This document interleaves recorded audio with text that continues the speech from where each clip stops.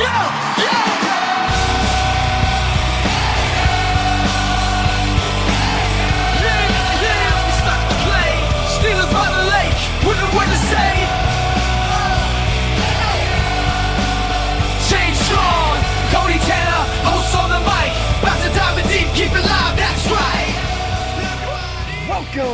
to the Steelers Battle Lake podcast. My name is James Strong, joined once again by my co-host Cody Tanner on this Victory Monday. How are you doing today, Cody? Oh, James, I'm doing fantastic. It is a Victory Monday. I'm in another state again. I'm back in Pennsylvania now, James. For those of you that don't know. Hit the claps. Yeah, no. I don't know if they work twice, do they? No. We'll find out. But yeah, so I'm doing splendid. Was very exciting to watch that Steelers victory yesterday with my parents. James, how are you doing? I'm doing well, my friend. Doing well. Tough to do bad on a Victory Monday. Really. That is true. It is very hard to do bad on a Victory Monday. We have a lot to talk about with this. Obviously, there's pregame things that we happened. If you guys ever want to get the pregame updates early, go ahead and follow us on TikTok. James will be now posting the pregame injuries and inactives on either I'm assuming Sundays just before the game or Thursdays before the game, whenever the games are. But excited for that. Keep an eye on those updates. And James, we're going to talk about them right now. The two first ones, James Pierre, longtime Steelers cornerback, got a game-sealing interception last year, 2 years ago against Denver. And John LeGlue, another longtime Steelers player, practice squad player, bouncing around, practice squad 53, both elevated for game day. Both were going to be able. James Pierre being the emergency cornerback, also with Gunner. Did he play Gunner? He started at Gunner. Okay, and had a I didn't real see nice him. Game. Forced a couple of fair catches on this game. It was nice to see that from a Gunner again. We've had some good coverage from like Ben Skoranek. I thought he had a nice first couple of games. James Pierre took it to that next level of what we saw a lot with the duo of him and Miles Boykin, where the two of them met at the return man and there'd be no return. Yep. So very nice to see some return men saying, no, I don't want to get hit, and waving that arm and saying, nope, I'll take the fair catch. Yeah. And then John LeGlue obviously being the emergency tackle with the injury of Troy Fatanu. Mm-hmm. Isaac Seumalo was still out. We'll get to that. Troy Fatanu actually went to IR, which is concerning to some extent. It's scary. and dude, because of last week, I think, and what we saw out of Broderick Jones, it was more scary. This week was a little bit different. We'll get to that later. But Troy going to IR is not good news for the Steelers offensive line. It's not a good time. James, do you want to go over the inactives? I will, yes. And real quick on the Fatanu news, there's a lot of reports out fearing that this could be a significant injury that could cost him a lot of time. Mm-hmm. He was on the sidelines in plain clothes for what that's worth. And I didn't see crutches. So my guess is he just probably slapped a heavy-duty brace on and was just walking around on the sidelines. But that's a good sign, because if he would have had like a real significant tear, he either would not have been on the sidelines or would have been on the sidelines with crutches, is my guess. So probably this is more of a, do we need to do surgery versus can rest and recovery heal it kind of decision that's attempting to be made at this point. But at the bare minimum, 4 weeks is a good idea, which is what he will absolutely have now that he is on the injured reserve.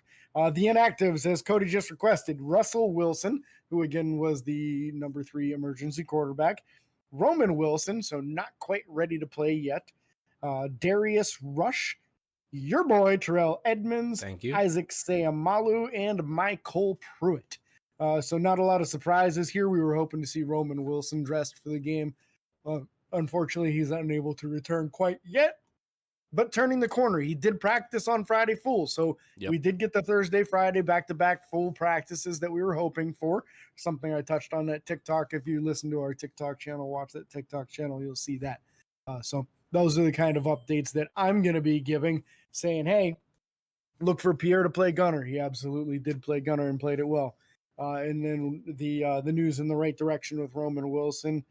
So we do have some progress. We'll see how this goes here next couple of weeks, right? Yeah, we will see how it goes. I'm excited to see Roman Wilson. I mean, we got to see a lot of Scotty Miller in this game, and that was enjoyable. I think Roman Wilson could be a step up from him. So excited to see the potential with him. Let's go ahead and, James, we're going to dive right into this Week 3 matchup against the Los Angeles Chargers. Home opener for Pittsburgh, their first week at home after Justin Fields led us to 2 road victories.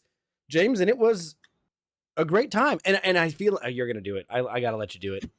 I know it. Cracking open the energy drink. Cracking one. I know it's an energy drink. It's not a beer. Don't. Not yet. Not yet. So, I mean, this is kind of what we've grown to expect to some degree. I mean, Justin Fields improved again. Justin Fields had a better game, and that's with him having his first turnover.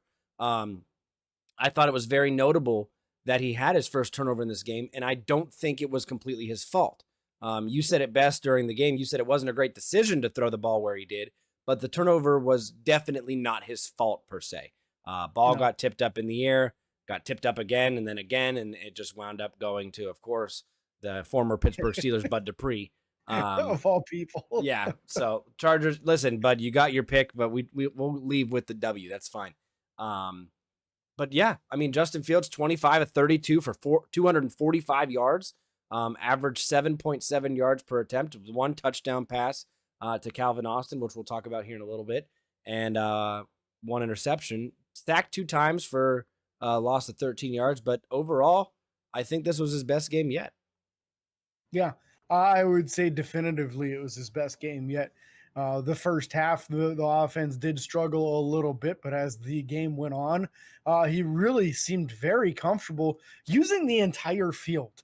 That was a big takeaway for me, is there was no area of the field he was uncomfortable with using. I would say he probably took less deep shots this game than he has in other games, and had a way more productive game, really used the middle of the field a ton. We saw it with Scotty Miller. We saw it with Pat Fryermuth. We saw it with Calvin Austin III. It was basically, who's open, I'm hitting them. I'm going through my progressions. I understand where people are coming from. Even the one throw that he had to Calvin Austin, the biggest play of the game, right? The 55-yard touchdown pass. It wasn't a deep pass, but it was precision, timing, anticipation, knowing where the safety was coming from to help, and getting the ball there before the safety could get there to make the play on it. And then it's just off to the races, and good luck catching a 4.3 340 guy. Yeah, it's not going to happen. It's just not going to happen. Most teams don't have a guy that can run that, let alone somebody on defense that can run it. Yeah. I'm looking at his passing chart here too, from Next Gen Stats, and he had 4 passes that were inside the hash marks. And then he had 3 more that were within probably a yard of it. And one of those was the touchdown. So, and on those, what did I say? 4, 5, 6, 7, on those 7 throws, 5 completions, 2 incomplete, and one of them being a touchdown. So we'll absolutely take that. Yeah. So, yeah, absolutely. So huge steps in the right direction for him. If you tell me that stat line before a game, I'm a little worried that it didn't turn out well because of the interception. But knowing that he also had the rushing touchdown on top of the passing touchdown really does lead you to see the success, right? We've been asking for it all season long. We needed two offensive touchdowns to feel a little better about things. So one of your keys to the success this week was 2 offensive touchdowns, and we absolutely got the 2 offensive touchdowns, both of them from Justin Fields. Yep. Yeah. And I just enjoy the fact that I feel like each week we've slowly used the middle of the field more. If you guys are following us on any kind of social media, I will be posting a picture of these on our Facebook and Instagram, just kind of comparing these passing charts for the first 3 weeks, because it's impressive to see how he's just matured and how the offense as a whole has matured and grown and become this thing where the passing chart went from just straight on the outside week 1 to sprinkled throughout a little bit on week 2. And then this past week 3, is just, it's everywhere. I mean, it's fun. It's exciting. I also think that his pocket presence was a lot better today. There were a couple times where he was forced to move up and still made some throws, or forced to get out of the pocket and was able to scramble and get a couple extra yards. I think Justin Fields is really growing into his role as the Pittsburgh Steelers starter. And this will lead to a question that we might as well talk about right now while we're on the topic of Justin Fields. When Russell Wilson's healthy, should he get the role still? Should he start? Boy, is it getting more difficult week after week, isn't it? Last week, if you asked me, I would have said, okay, yeah, you're probably going to put Russ back out there. And now this is a very difficult decision to make. How do you pull the hot hand? It's kind of like the end of last year, right? Yep. Mason Rudolph had the hot hand. How in the world do you pull him when he's winning you games and being more productive than you had seen from anybody else? And that's what's going on now. Granted, we haven't seen Russell Wilson in the regular season in a Steelers uniform yet. Nope. So there is no comparison at this point.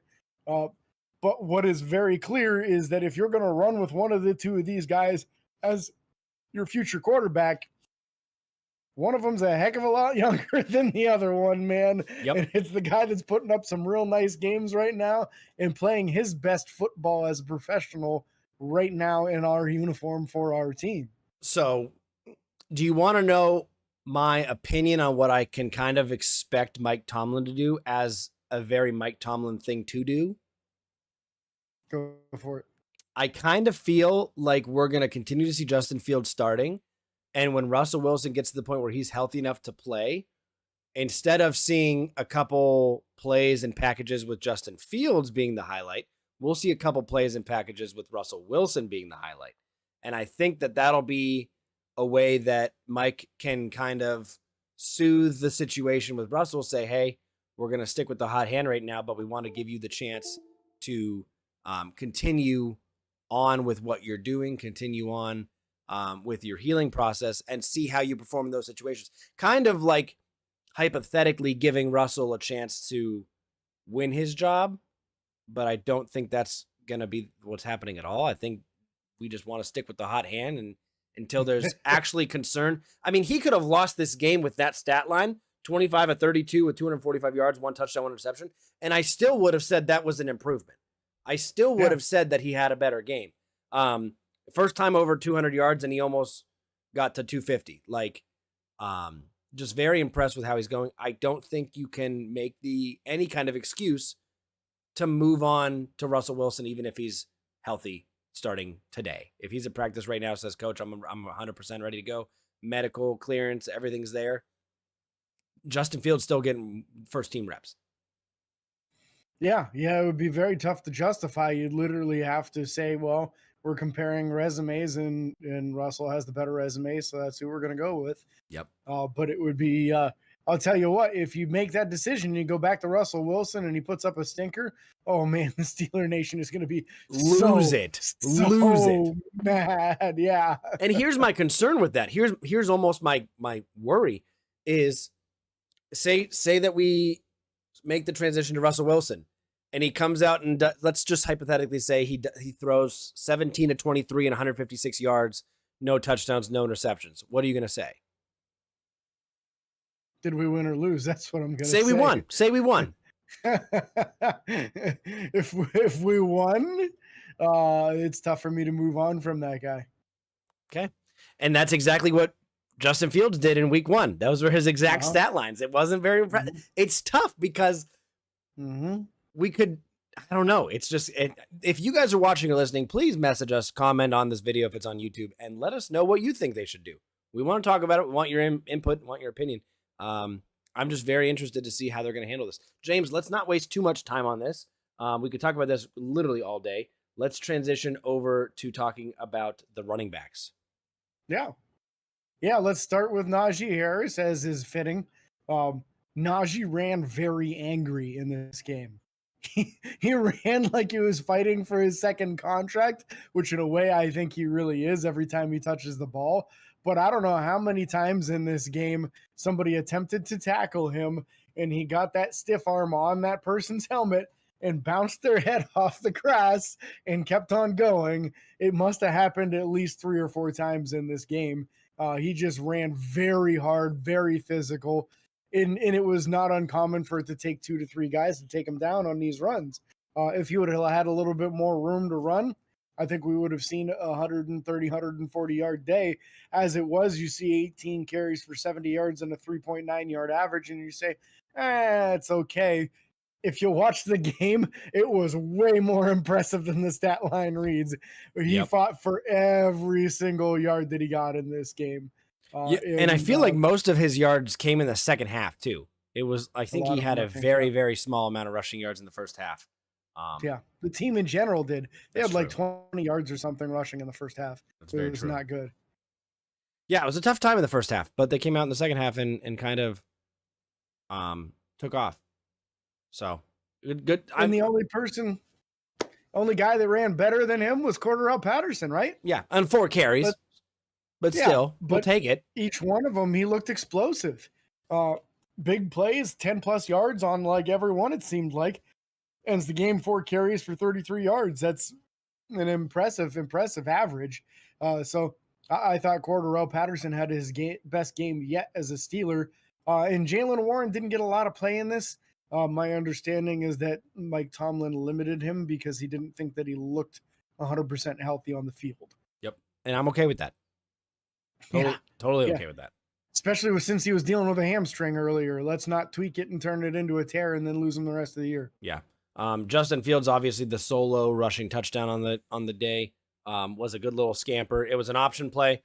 He had the option to hand the ball off to the running back or keep it himself. He kept it himself. Good choice. Scampered right in and hopped on into the end zone. Real easy run. I want to say it was a 5-yard rushing touchdown. But we are here for that. Again, not crazy stat line. Not even really. I mean, it was 112 yards, 114 yards total rushing.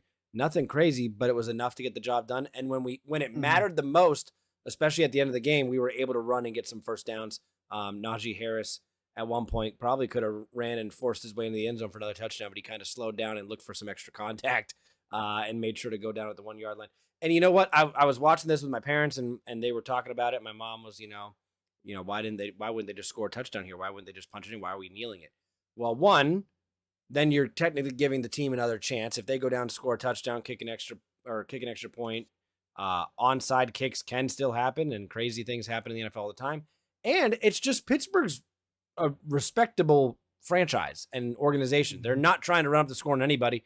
And this team is just happy to leave with a W. I mean, they're literally been counted out of every single game they've been in so far, and they continue to win. They continue to impress. So get down the 1-yard line, kneel the ball a couple times, leave with a victory. So yep, it's the safe way to assure the win. Sure, it's much more glorious to go ahead and pound that ball in. And honestly, I thought Najee Harris deserved that touchdown, so it was tough to not see him get it. Yep. But once they lined up in victory formation, I said, yeah, this is classic Tomlin right here. He's going to win with class, and he's not going to rub this in the face of his opponent, which is a very smart move in this case. Because why? Harbaugh. This head coach's brother is the head coach for the Baltimore Ravens. And if you rub it in his face, you tick his brother off, who's then going to tell his players who already have a habit of doing so to take cheap shots on you on the next 2 games that we got coming up against them still later on in the season. So a very classy move from Mike Tomlin. Also a smart move to protect his players so that nobody gets injured on a play that doesn't matter. And it doesn't irritate people for no reason and make them want to take cheap shots at you. Yep. Because unfortunately it happens in the NFL, whether you want it to or not. So if you win with class like that, it takes a little bit less of the desire away for people. Yeah. Before we go to the receiving room, let's talk offensive line real quick. Obviously there were good rushing holes towards the end of the game. I thought at the beginning of the game, the rushing attack looked very stagnant. It didn't look like we were pushing the line. I felt like we were getting beat on a lot of different gaps. I don't know what they changed. I don't care what they changed. I'm happy it worked. But I do think the pass protection was also better. 2 sacks looks bad on paper, but like I said, I think I said it last week. If you're going to sack our quarterback twice every single game, I'm okay with that. Like I'm not okay with it, but you know what I'm saying? It's somewhat reasonable. I'd rather see him get sacked twice than 5 times in a game. And one of those sacks came off of one of the sacks came off of a play action where Derwin James came in completely unblocked. So it's not that somebody missed a blocking assignment. It's just that Derwin James made a great play. Yep. You don't anticipate the safety blitzing in that situation, so you don't account for it because it's a play action. Yep. So Justin Fields turned around and there was Derwin James in his face and there was no avoiding it. So really only one sack allowed by the offensive line, which is great, honestly. Broderick Jones, a nice bounce back game. Yep. Did he get beat here and there? Of course he did. It wasn't a perfect game for him, but drastically better than the one series that we saw last week. Makes you a little bit more confident going into future games here. Also at the left guard position, we saw for the first time this season Mason McCormick. He got sprinkled in a little bit, rotated in, and then later on in the game, coincidentally, when a lot of the success running the ball happened, as a sixth offensive lineman, Mason McCormick was out there as a tackle eligible. You kept on seeing him walking up to the referees and go like this. That is the sign saying, I am an eligible receiver to the referee. He kept on doing that over and over. He was the sixth guy. And I think, honestly, I bet that was the plan for Broderick Jones until Fatanu got hurt. Yep. And then they said, you know what? McCormick can do it. Let's just have him do it. And it worked well. And we really had some nice big holes in that second half and got some real nice push in that second half too. So nice to see the coaching staff adapting as time's going on. Arthur Smith adapting, Mike Tomlin adapting, all these guys changing things up, being able to adjust on the fly, even as much as, hey, our starting tackle went down on Friday. We got to put the backup in. Can somebody else do this role? Can we teach them up on it real quick and make sure they know how they have to line up and where they need to be and how to report correctly every single play? You didn't see one procedural penalty on Mason McCormick when he did this. No, not once. And you talked about penalties earlier. Let's talk about them real quick. As a whole, we only had 3 for 15.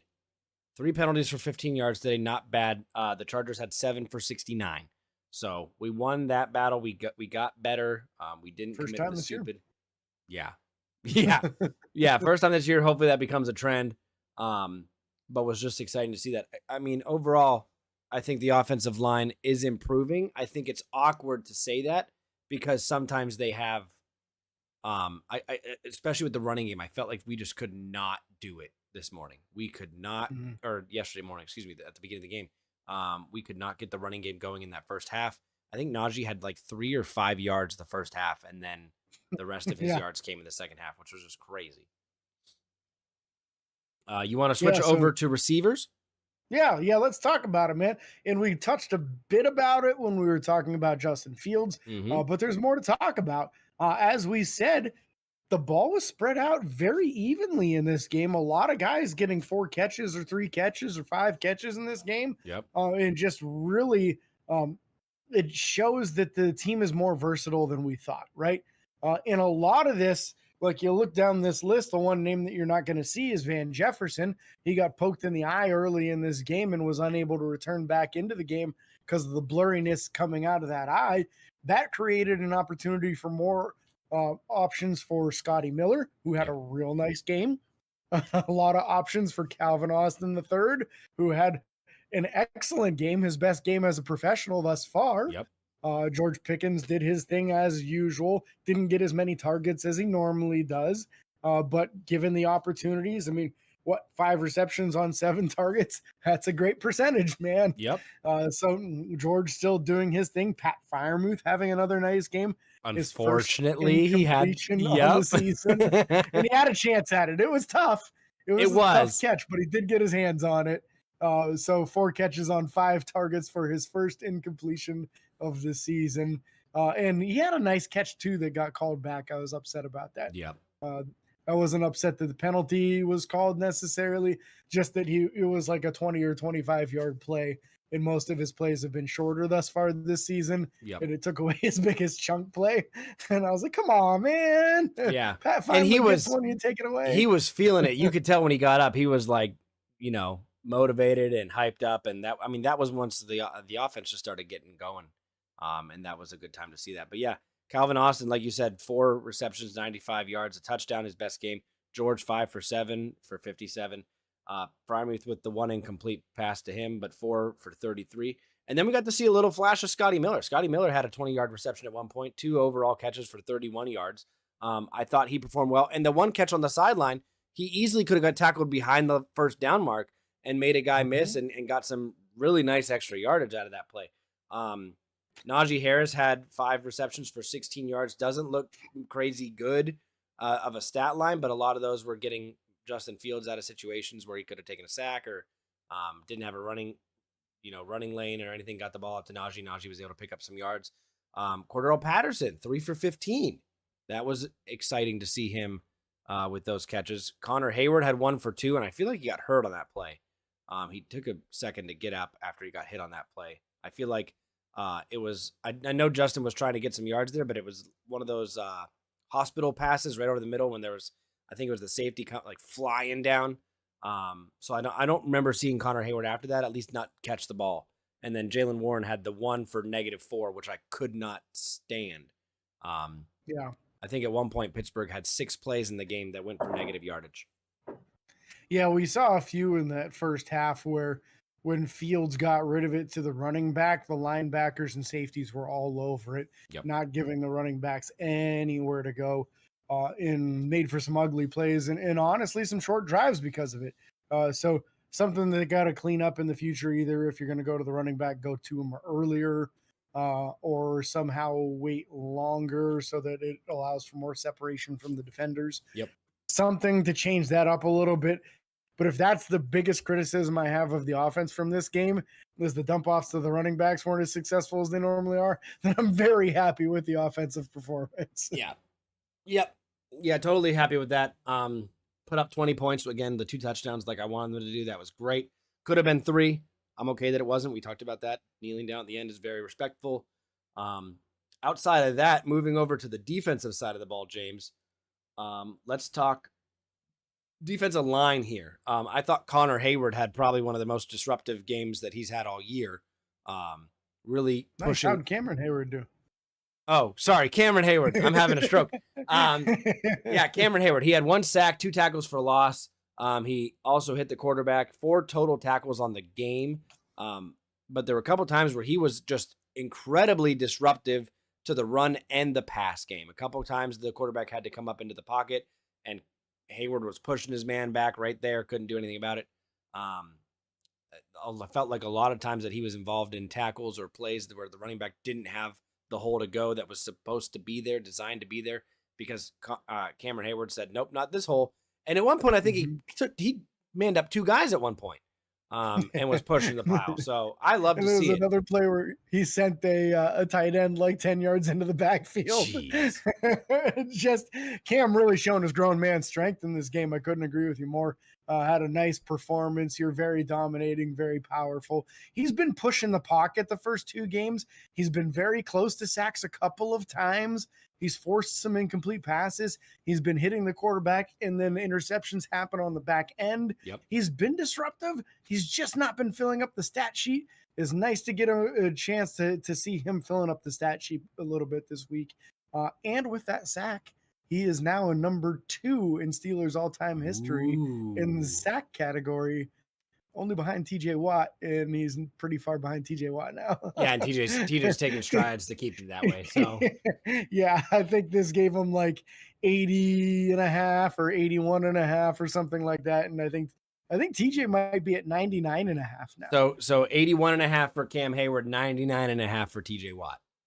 Whew. And this is TJ Watt's 107th game as a professional. And in 107 games, he has 99.5. His brother had 94.5. So he's ahead of JJ.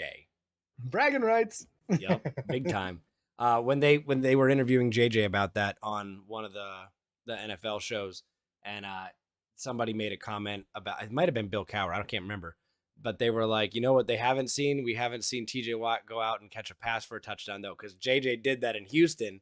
And then so now they're saying, well, Arthur Smith better get TJ involved on offense now. So. And here's the dangerous thing: if they do decide to do that, which I would be stunned, I think that'll be like a later in his career kind of thing. Probably, maybe 3 or 4 years from now, he might want to start doing some stuff like that. But TJ played tight end in college before switching to outside linebacker. He had only played outside linebacker for like 1 or 2 seasons at Wisconsin before getting drafted in the NFL. So he's actually an accomplished tight end and could actually be quite dangerous at that given the opportunity. But I wouldn't waste too many snaps with him on offense. Yeah, no, let's stick with the defensive stud that we have and see if Mhm. he can't go break some records and win some more defensive MVPs or get snubbed from them again. We'll find out. But with that being said, the other guys on the defense front, Keanu Benton had a penalty, if I'm not mistaken. The freaking delay a game penalty. Oh, that was weird. Yeah, they explained it, but it still didn't make sense to me. I didn't see anything on the replay that was like made it easily understandable. I What don't they know. said when they were doing the replay is that it was because he changed which hand Was he down. had in the dirt, Mm-hmm. which was the first time I've ever heard that explanation before. But it was Tony Romo on the call, so I'm going to trust it because Tony knows more about football than a lot of people Yep. will ever even hope to learn. That's true. As much as I didn't care for Tony as a football player, as a commentator, I think he's just absolutely incredible. So I love it when Tony's calling one of our games. Yep. But yeah, gave you a little insight there. I didn't think Keanu Benton had a bad game, just didn't fill up the stat sheet, same as Larry Ogunjobi, right? Yeah. They were there, they did their job. Nothing big splash. Still not seeing the splash out of either one of them that we're hoping for as far as getting the sacks, forced fumbles, pass deflections. We're still looking for that to start happening. Yep. I think it's on the verge of happening now because now these quarterbacks are gonna start to get a little bit jittery. Yep. Right? Now that these outside linebackers are really pushing the arc and getting in there and forcing the quarterback to step up, you're stepping up right into the chest of these guys. So I think naturally now that the sack numbers are coming up for the outside linebackers, you're going to see a switch in a couple of weeks here, or even maybe this upcoming week, where those defensive tackles and interior defensive linemen start seeing additional sacks just because they're trying to run away from TJ and Nick Herbig. Yeah. Yeah. And let's talk about it real quick. TJ Watt, Alex Highsmith, Nick Herbig. Alex Highsmith obviously went out of this game early with an injury. Unfortunately, he only registered one tackle on the game. That was it. TJ Watt had a sack that was at a very pivotal time. He was hyped about it. But let's talk Nick Herbig, man. Nick Herbig, 2 sacks on the day. One was a sack fumble. We didn't recover it, unfortunately. But again, this was a huge moment. One, because Nick Herbig's still young and growing, and we're trying to see what he develops into. I quite frankly think he's already developed into something and could potentially evolve from there. But that after that sack, James, I was looking this up before the show with you. That sack occurred in the first drive of the Chargers in the second half. And after that drive, or excuse me, before that drive, they had 173 yards on offense. So after that sack, they had -5. Whew. Now, just like you said in the pre-show before we started recording, you could assess a lot of that to the fact that Justin Herbert then went out in the very next drive after an Landon Roberts sack, which we'll get to that. But I honestly think that it partially got to, we just out-muscled them and out-stamina'd them. I think the fact that they practice in Latrobe and how they do things, and that's what somebody accredited it to last week. They felt like they just outlasted the other team because of their stamina was better. I think the benefits of how Pittsburgh prepares in the offseason and being at Latrobe and how they practice and how they train helped. And then on top of that, once you get that first sack, I feel like that starts messing with the quarterback. Once you hit him the first time, they're like, okay, I don't want to go through that again. Nick Herbig hits hard. Alex Highsmith hits hard. Cam Hayward hits hard. TJ Watt hits hard. Landon Roberts definitely hits hard. And all those guys registered sacks on this game. So was very exciting to see. I called Nick Herbig last year. I said 10 sacks. Who knows? Maybe this is the year he gets 10. We'll find out. I'm excited. Well, this year your bet was that TJ Watt did not lead the team in sacks at the end of the season. That is true. Right now, Nick Herbig seems the favorite to be the one to upset that, especially if Alex Highsmith is going to miss any time with this groin injury, which oftentimes is the case when somebody has one. You usually miss several weeks, if not more. Cam Hayward missed half the season last year with a groin injury. So you really never know how somebody's going to heal. And it all depends on what degree that injury is, how badly torn it is, or if it's just sprained or what. So we're going to hope for a speedy recovery because, man, having all three of those guys fresh really is a weapon. That's an absolute weapon, man, and an exciting one at that. Odd point I'm going to make, and maybe this is the right place for it, maybe it isn't. An increased role DeMarvin Leal has been on the kickoff coverage all season, right? Yeah. As a 275-pound outside linebacker, defensive lineman hybrid, he seems to have fully converted to outside linebacker, and he looks good doing it. In fact, on kick coverage, it seemed like he got involved in the tackle a couple of times. And that's just impressive for a guy who was closer to 290, 300 pounds, trimmed down that weight, looking like he's in really good shape now. The reports were early in the preseason process that he was in the best shape ever. You hear that a lot, but we had also heard that the year before he came in overweight. So looks like DeMarvin Leal kind of turning the corner for us and possibly being that solution. I know that was something that I put out at the end of last season. Hey, tell him to just focus on outside linebacker, have him drop some weight. We need a fourth outside linebacker anyway. He could really be the guy. That's exactly what's going on now. Not saying they're listening to the show, but they're clearly listening to the show and taking my advice on things. Yeah, as they should. As they absolutely should. As they should. Let's move to the middle linebackers. We've bragged about this outside linebacker core enough, I think, for right now. Patrick Queen, let's start with the guy in the middle with the green dot. What a bounce back game for him. And I didn't think that he was bad in the first couple games, just didn't make a big splash. No, but he made splashes. He was everywhere, man. 8 total tackles, almost had an interception where that went right through his hands. Would have been a game-changing play had he been able to squeeze his hands and get that pick. But really just very physical in this game and absolutely flying to the ball. That was one of my keys to success in this game, was a big day from the middle linebackers. We got the sack out of Elandon Roberts. We got 8 tackles out of Patrick Queen. Peyton Wilson still not making a big impact on games yet, but I felt like we had enough from those other 2 guys that he didn't really necessarily need to. So I was very happy to see that kind of performance out of Patrick Queen. Yeah. No, I can't agree more. I thought Patrick Queen had a great game. I also thought, obviously, we talked to Landon Roberts with the sack. I thought he had a good game as well. Middle linebacker, Peyton Wilson. Oh, my gosh. I felt like he had one really good play on there. I don't remember what exactly happened. It was a run to the right side up the middle, and it could have gone for a first down, but he just grabbed on, and I felt like he was almost like planted in the ground, pulling that running back. Overall, satisfied with the improvement that this middle linebacker crew is experiencing and growing in. It feels like every aspect of football, this team is slowly improving in every single game. Sure, we didn't get any kind of turnovers this game, and that was one of the 3 keys to success I had, was win the turnover battle. And of course, this is the first time we didn't do it. And that's fine. I thought that overall the team has improved in every single area. You can have improvements in the secondary and not get an interception, but I felt like the pass breakups, the things that we've experienced, and just the ability to shut down certain receivers is continuing to improve. And part of that comes from the middle linebacker crew as well. I thought the middle linebackers were not seen as a weak spot or taken advantage of in this game by any means in the passing game for the Chargers. So really liked seeing that.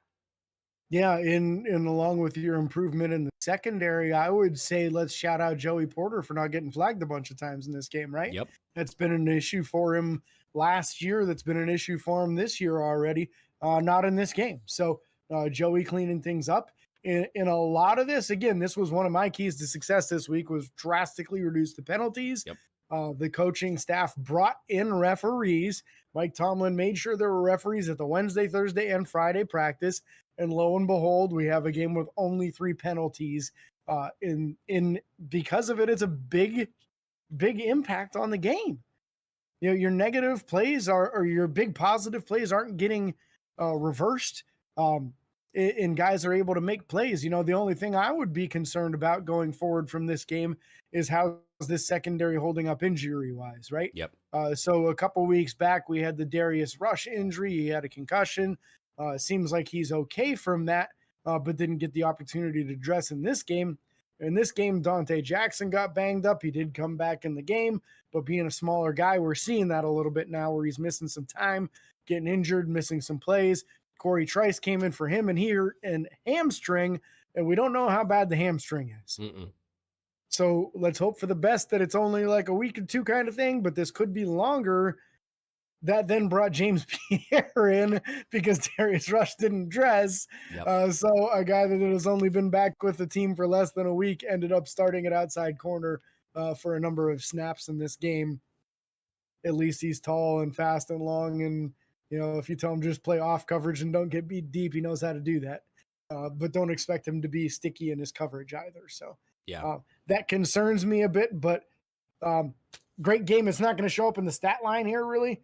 Minkah Fitzpatrick, I thought, had an excellent game, including a very clutch breakup in a situation where it was kind of a jump ball situation, and he got up there and batted that thing away. So it doesn't look like they even gave him credit for the pass deflection from what I'm looking at here, but he absolutely did get that on that play. Yep. And sometimes guys have a really good game and it doesn't fill up the stat sheet. And I think that's kind of what's going on with the secondary right now. That was George Pickens last week on offense. Mm-hmm. And defense, I think it happens a lot more often because there's not always stats to show what they're doing on defense. I mean, you could have the best coverage in the world and you're not going to get a stat because a good quarterback's not going to throw the ball there. You know what I mean? So very excited to see the improvement. I thought Deshaun Elliott had one heck of a game, making some plays, being literally just a freaking red rocket riding around. Feeling like he's not Troy Polamalu. I'm never going to make that like direct comparison, but I think he's the best safety we've had since Troy Polamalu. Like in that role. Better than Minkah, huh? In that role. Minkah's different in my opinion. Minkah's trying to do his own thing, get back there, get picks, but Deshaun Elliott's up there. I mean, Minkah did it too. Minkah came up a couple times and made some tackles that you don't expect a safety to get as far up and tackle as they would or as he did. But again, overall, I think this is hands down the best safety crew we've had outside of Terrell Edmonds since Troy Polamalu, Ryan Clark days. So yeah, very good stuff there. So I want to kick over to the special teams briefly. I see what I you thought did there. It was a nice. What's that? You want to kick over there, do you? Yeah, we are, man. A nice performance out of Corliss Waitman, I thought. Yeah. We didn't see the balls going through the back of the end zone. So maybe that lends a little bit of credence to what you suggested last week. Maybe the difference in altitude kind of goofed him up a little bit. Balls carried a little further. Yep. Ended up going through the end zone that would not normally. I thought solid performance out of Corliss Waitman. Again, Chris Boswell, if the only thing you can say is that he missed a 62-yarder and just missed it right because it looked like he had a strong enough leg to make it otherwise. If that's the only negative you got on for a game, then Boswell had a real game. Outside of that, 2 for 2 on his extra points, 2 for 2 on his field goals, minus that long missed field goal. Calvin Austin looking like a nice threat at that punt return unit as well, right? Yep. Yeah, a couple good plays on that.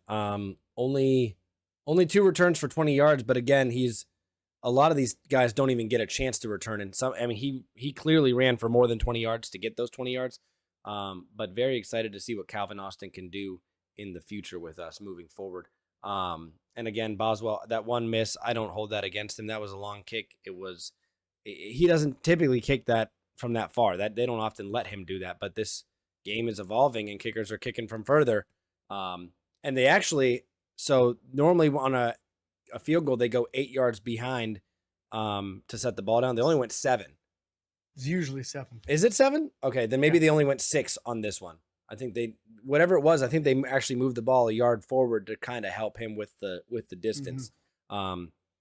I don't hold that against him at all, and I think if he had another chance, he'd nail it. I mean, he had the distance. It didn't look like it when you saw the replay because it was further right.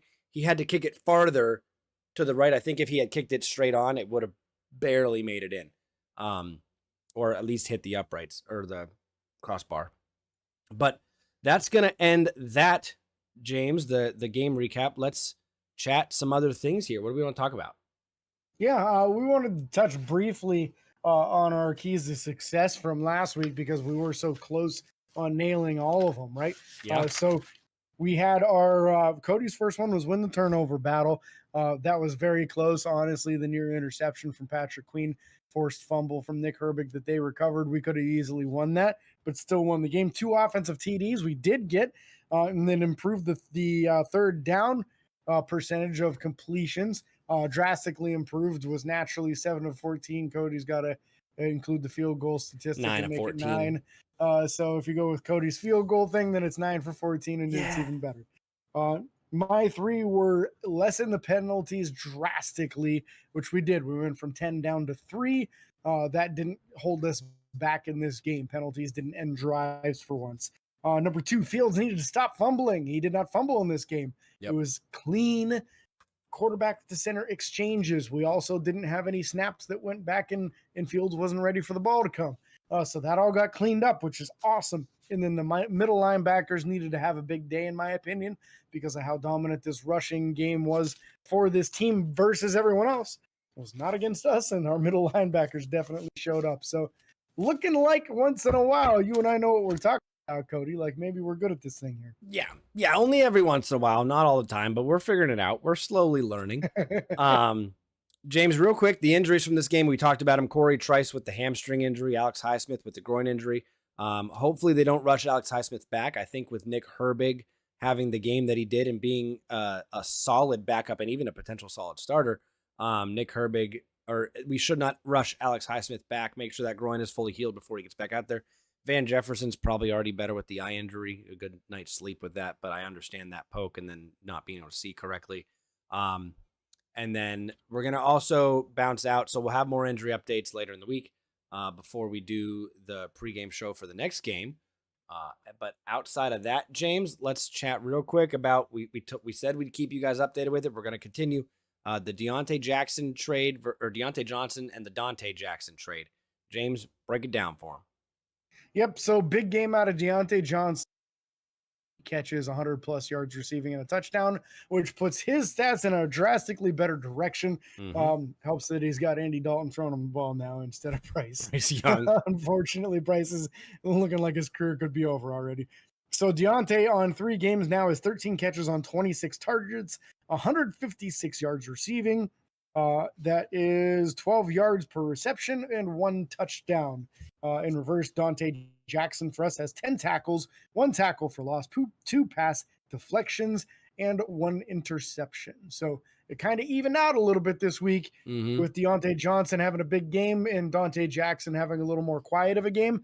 But Dante Jackson did not have a bad game by any means. Nope. He wasn't out there getting victimized. He just didn't get any picks or breakups this week. Yeah.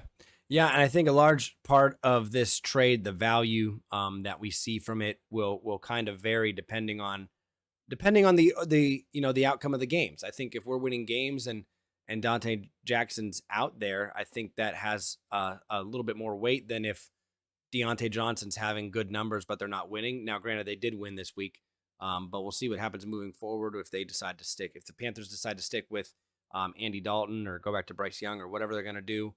A lot of people are on the Bryce Young was benched too early kind of thing. I think this game completely shows that that's not the case. Not at all. We're not a Carolina Panthers podcast, but we can talk about that very briefly. Yeah. And quickly on the Dante Jackson thing, I want to say just before we wrap this show up here, I think that this is just such a huge improvement for Pittsburgh. Dante Jackson doesn't have to put up a 5 or 6 interception season to be a massive upgrade over Levi Wallace and Patrick Peterson. Those two were so slow last year. They were just getting burned over and over and over, and it forced Minkah Fitzpatrick to play over the top of them, and then the other side was getting victimized over and over. He's a massive upgrade without making a bunch of deflections and interceptions just because he's not getting smoked. Yep, I agree completely. But with that being said, we are excited to see what happens with this trade. We're excited for Steelers football next week. Again, we will bring you guys a show Friday or Saturday. Not 100% certain what day. I'm back in Pennsylvania. James, maybe next week we'll be watching the game together. Who knows? We'll figure it out. Maybe next week we'll be recording together. We don't know. But we're working all the things out. We appreciate you guys being here. Appreciate you liking and following. Remember, like and follow on Facebook, Twitter, Instagram, TikTok, and YouTube. Subscribe. Ring the bell. It's free. Don't cost you a thing. Don't forget the 5-star reviews on Apple Podcasts for James over here. Make him really, really happy. And until next time, this is your host, James and Cody, signing off. Peace. Steelers by